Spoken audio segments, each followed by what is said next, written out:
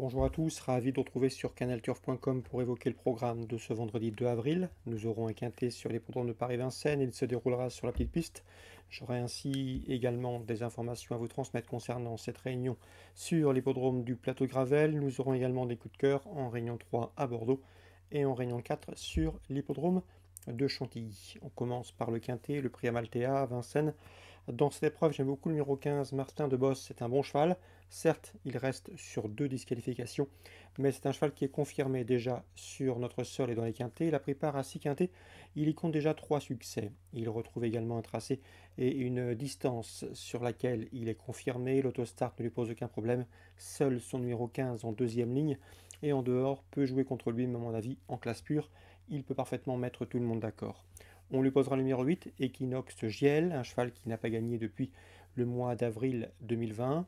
Mais attention, c'est un cheval qui reste sur 2 plaisants podiums, dont un obtenu dans un quintet dernièrement à Lisieux. Confirmation logiquement attendue. Le 13, c'est Wolotalov qui fait preuve d'une belle régularité depuis plusieurs mois. Il est confirmé dans les événements, 2 victoires, 8 places en 11 quintets courus. Il a déjà gagné sur le tracé proposé et à mon avis, dans ce lot, c'est une première chance malgré ce numéro 13 en deuxième ligne. Attention également au numéro 4, Donna Viva, qui est une habituée du succès, déjà 13 victoires pour elle en une cinquantaine de courses courues.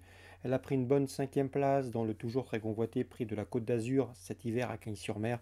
Ici, dans ce lot, je la pense capable de se mettre en évidence, d'autant qu'elle a un bon numéro derrière la voiture et qu'elle sera pieds nus.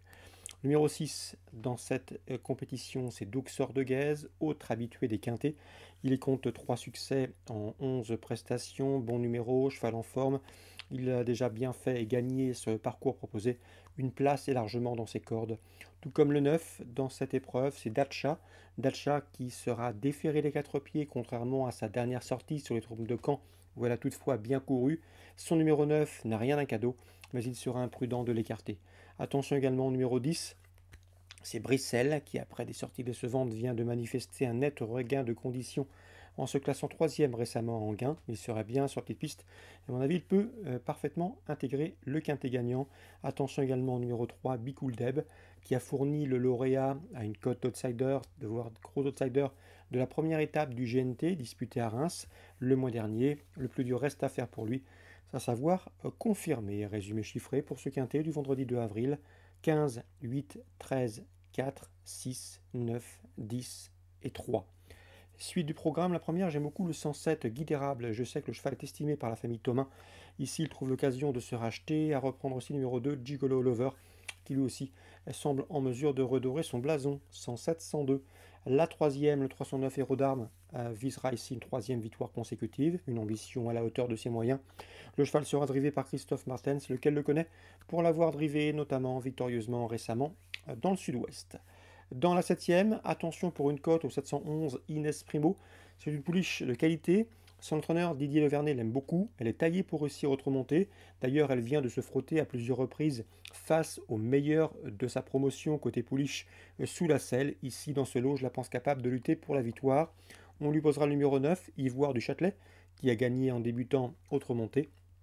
Et le numéro 8 également, Ivoire Pont-Vautier, qui dans ce lot devrait pouvoir confirmer son dernier succès obtenu dans la discipline. Donc la 7e, 11, 9 et 8. Coup de cœur à Bordeaux, Réunion 3, j'aime beaucoup le 604 Cri de Mort. J'ai eu l'occasion d'entretenir avec Philippe Sogorbe, il nous en avait dit du bien. Une pouliche venue d'Angleterre, dans son écurie, est arrivée l'an dernier, l'hiver dernier. C'est une pouliche bien née, c'est une fille notamment de Vorda, que Philippe Sogorbe a bien connue par le passé.